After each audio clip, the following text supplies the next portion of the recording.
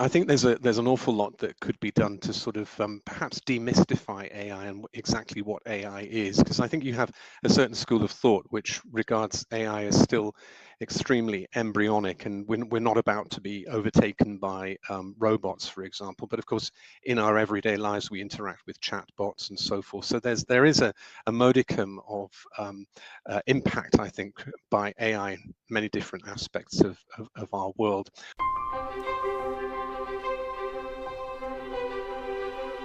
So sometimes people ask me, Michael, what do you actually mean by an expert human? And the reason why I coined the phrase or word expert human for my book is that for many years I've been working with people who are absolutely fantastic when it comes to technical skills, whether they are lawyers, engineers, doctors, medics, people who are really good at the jobs that they do. And yet it seems that they haven't really had the opportunity to perhaps work on some of those other skills, the human skills side. In other words, to have the opportunity to become an expert as a human. And so it occurred to me that maybe as a title for the book, Expert Humans would be quite a good one. I think the importance of expert humans in the world today is probably to do with the disruption that all of us are facing, and of course organizations as a whole have to deal with a number of macro level disruptions, which I examine in the book and ask the question, can expert humans tackle these particular disruptions? And I'm thinking specifically of things like digital transformation, for instance, which can obviously be very good. I'm particularly a great advocate for digital transformation, AI, the application of all of these things. I do believe can help the human condition. And at the same time, I think we need to recognize that there's going to be quite a bit of impact now and going forward as a result of digital transformation for all of us in the workplace. Then, of course, you have global human health, which was another disruptor that I looked at in the book. The pandemic, of course, has triggered so many different changes in the workplace. So that was one of the second disruptor that I looked at. So I also thought about inequality, thinking about the inequality that exists in the world, but also the fact that the pandemic, if anything, has exacerbated the situation around equality in organizations today, particularly, I think, for women and for other groups that have, for whom I think we've worked very hard to improve access to the workplace. I think we need to be very careful that we don't lose the gains that we've made over the past decade or two in that area. So I think we need to continue to recognize that inequality is a very big disruptor in our world today. And I guess the fourth disruptor that I looked at was sustainability.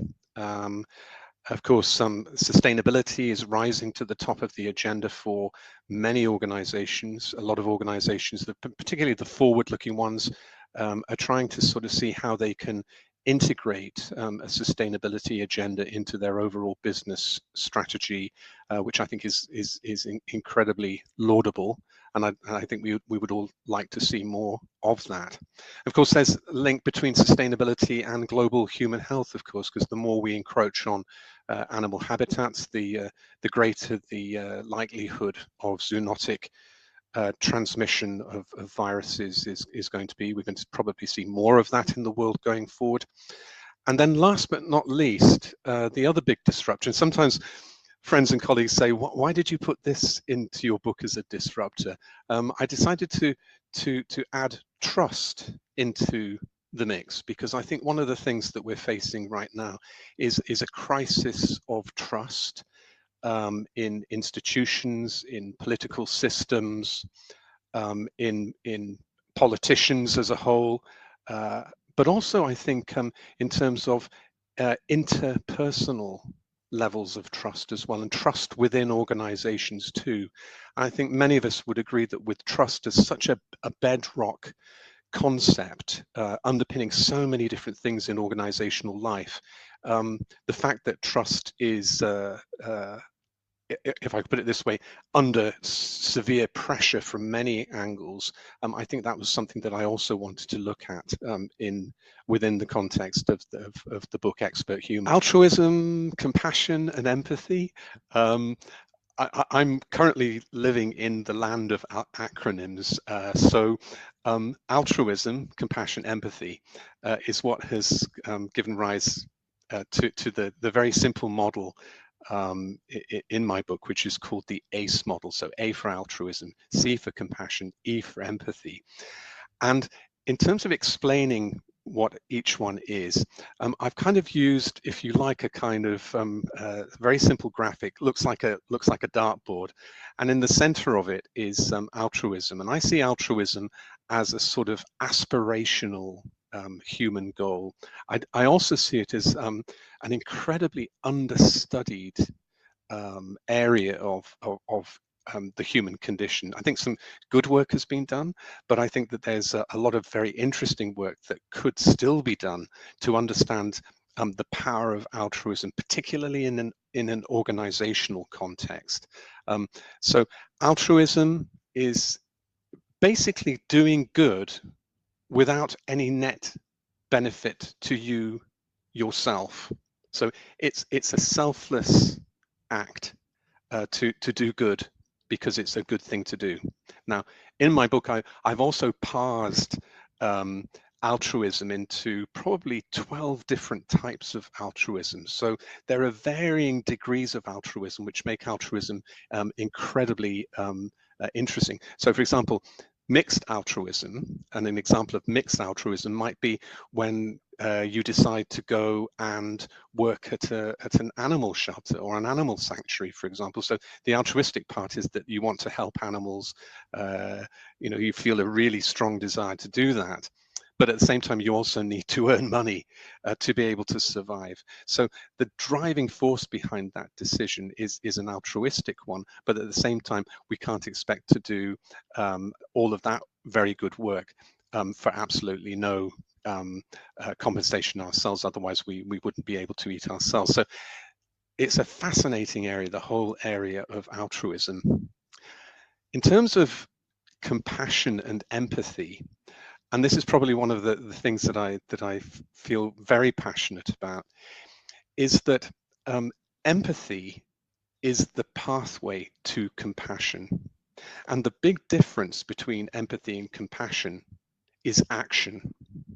So if I take empathy first, empathy is a wonderful thing. And we may come on to discuss some of the sort of negative aspects of empathy a little bit later, but empathy is a great thing, but it's a segue, it's a pathway to compassion. And the reason for that is that I can empathize with your